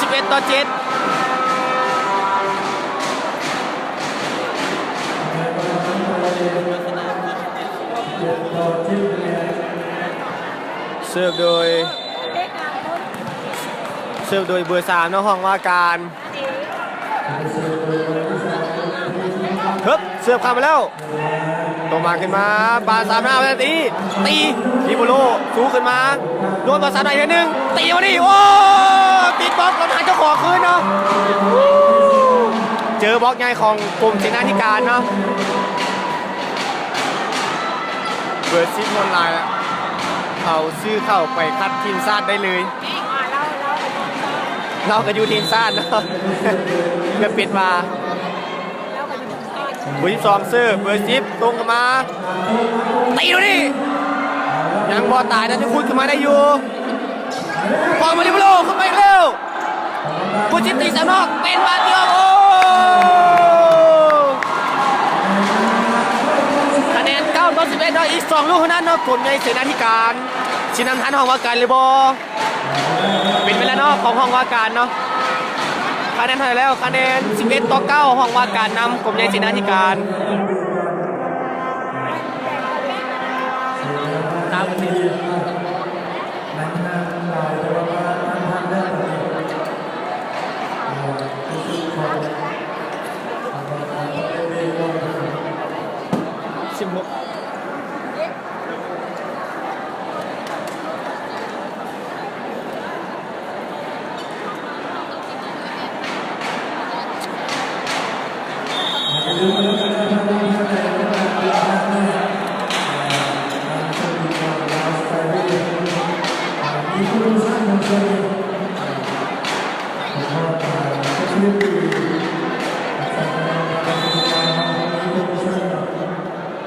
เสนาคือบ่เห็นไอ้ดาววีบ่ฮู้คือกันเนาะโอ้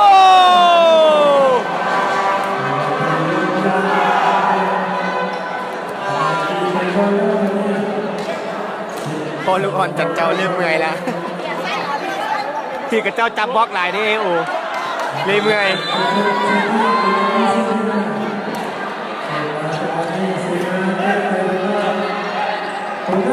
โอ้ปีสบอเนาะไอวีสู้ๆคะแนนตอนนี้10 ต่อ 12อีก2ลูกบอกพอลูกอ่อนจันเจ้าพักผ่อนแน่ พอลูกอ่อนจันเจ้าเริ่มบ่หายใจทั้งดังแล้วเนาะ เริ่มหายใจทั้งปากแล้วคนภาคชื่ออย่างนอกคักดีชื่อต้นเด้อคนภาคชื่อต้นมันคือเป็นมัวบางข้างเป็นน้ำเน็ตเจ้าเองบ่เพราะว่าอยู่นี่กับบ่ได้มัวเนาะเพราะว่ายันเป็นน้ำเน็ต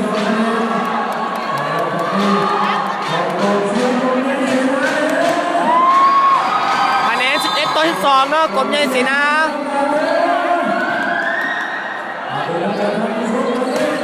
โอ้ได้อยู่โอ้ลูกนี้บอสามารถคุกขึ้นมาได้เนาะคะแนน13 ต่อ 11ห้องว่าการนำกลุ่มใหญ่เสนาธิการคือบ่เห็นดาววีบ่ได้ลงเนาะที่ประท้วง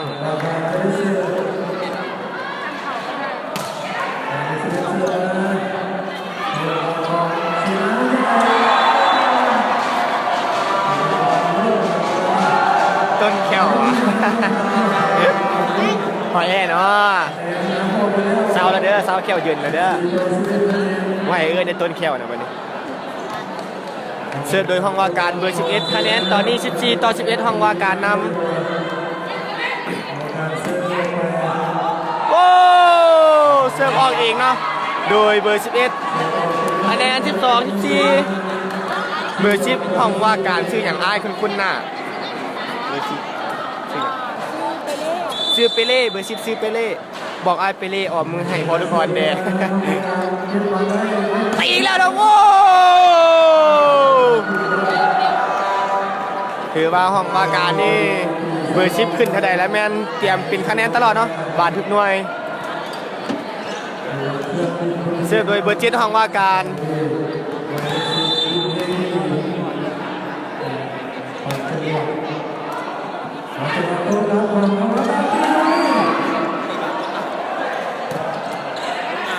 เบอร์10แล้วโอ้เอาจ้องเอาเสียงมาคนเอาเลยนะจังหวะนี้ฟังเป็นฟังเนาะ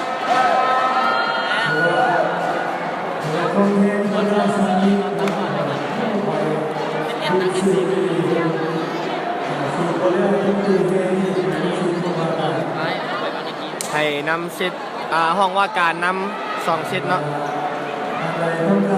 แข่งอยู่ใส่แข่งอยู่เดินลังหาเด้อกลมใหญ่พาราดาวีตีซ้ายหมดไปทางไหนแล้วดาวีไม่ได้ลงนะไอ้ดาวีไม่ได้ลงแ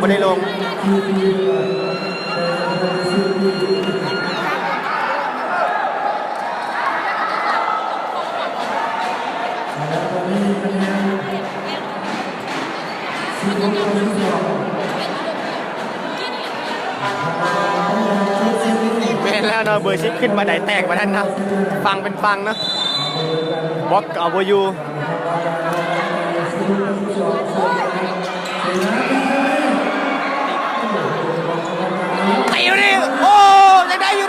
อยู่แก้ไขข้ามมาอาสุริเดง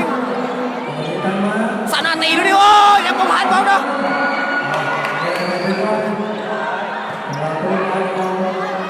โอ้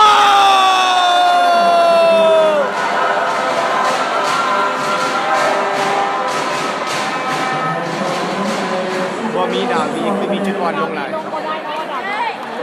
ก็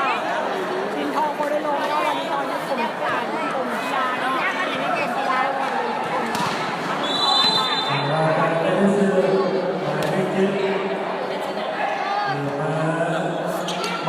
โอ้พิมโลออกกลับขึ้นมาได้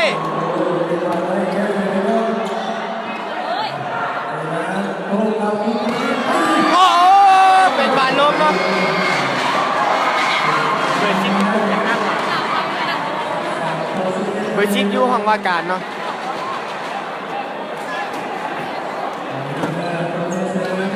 เอาเนาะฝากกดไลค์กดแชร์อีกเนาะ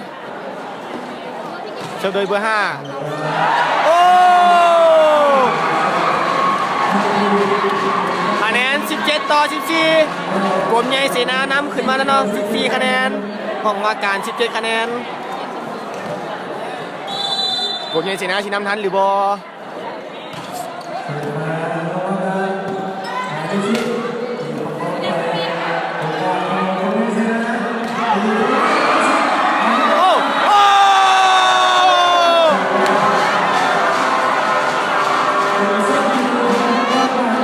เป็นบานบ่ได้ตั้งใจเนาะเกินใจขึ้นว่าสิตั้งบานขึ้นแต่มันทอดข้ามไปก่อนสีฮอด500แล้วปิดยังบ่ปิดเนาะจนกว่าเกมการกีฬาสิจบก็ปิดเ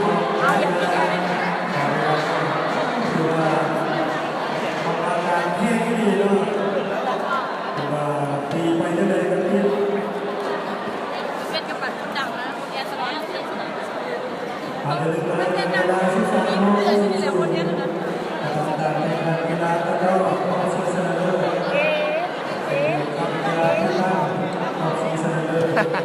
บอกคุณสาวเย็นเบียร์ให้ในแม่โคซูโอ้โคซูกินมาได้แล้วกินแล้วสิเมาเนาะกินเบียร์โคซูกินมาได้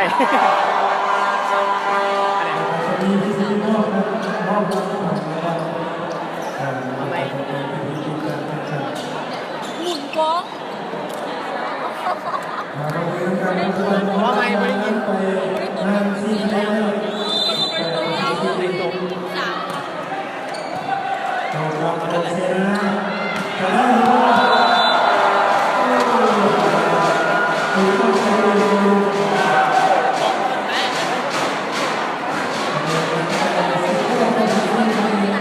เจ็บคอบอต้นบอธรรมดาแข่งอยู่สนอยแข่งอยู่ในลักหาเนาะกลุ่มใหญ่พาราชุดโดยบงฮกของห้องว่าการโอ้ยเอาได้อยู่แต่ว่านี่หามาได้เป็นวันแก้ไขไปก่อนตีเลยว้าว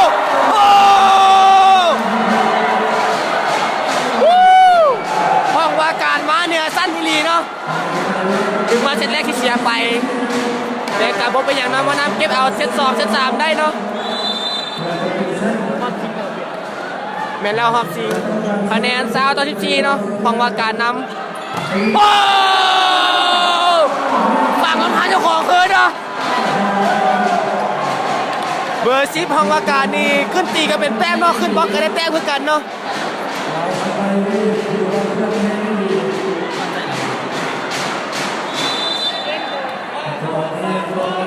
เบอร์2ไอ้คือแม่นแล้วเบอร์2ไอ้คือโอ้เสิร์ฟออกเองเนาะโดยเบอร์6ของห้องว่าการคะแนน15 ต่อ 21ห้องว่าการยังอีก4ลูกเท่านั้นเนาะ4ปิดได้หรือบ่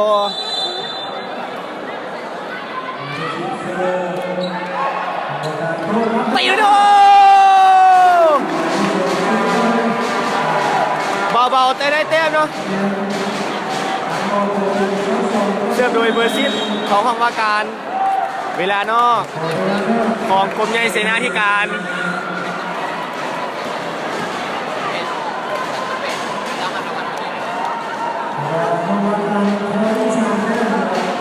ถือว่าเป็นการเว้ยเกมไปก่อนเนาะห้องว่าการ ดีผ่านกับเก่งอีกแมนแล้วเนาะ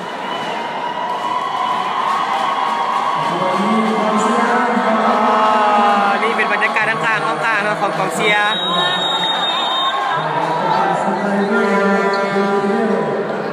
ต่างคนมาสู้ไปดูเดี๋ยวจริงๆ คะแนนมิด ดิเลย คะแนนมิดเชื่อโดยเบอร์10เนาะของห้องว่าการ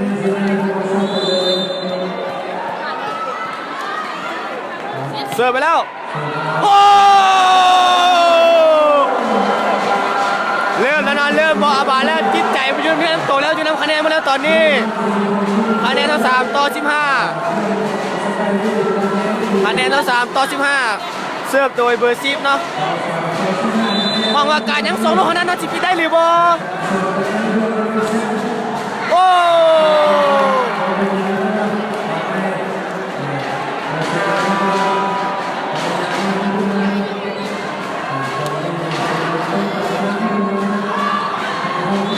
ผมยังชนะเสิร์ฟโดยเบอร์18เนาะ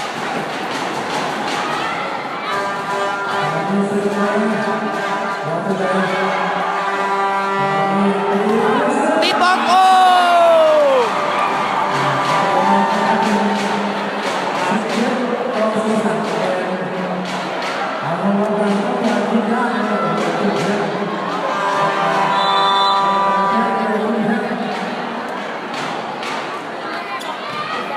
คะแนน17ต่อเท่า3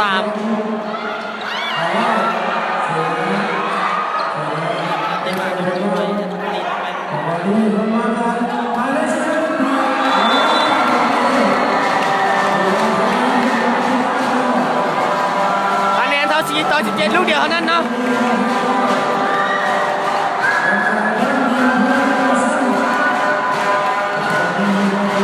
เสิร์ฟโดยเบอร์3มาลูกเดียวนี่จะปิดได้หรือบ่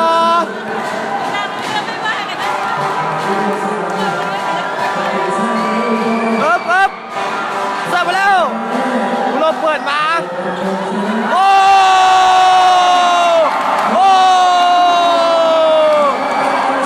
กองเชียร์ของห้องว่าการเนาะ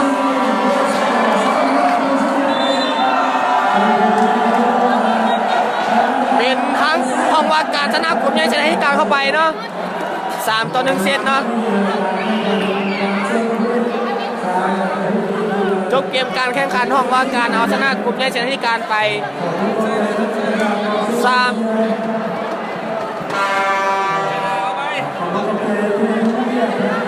น้องขอบใจทุกคนนะที่เข้ามาเบิ่งในมื้อนี้ขอจบการไลฟ์สดเพียงเท่านี้แล้วติดตามกันใหม่เนาะในงานหน้า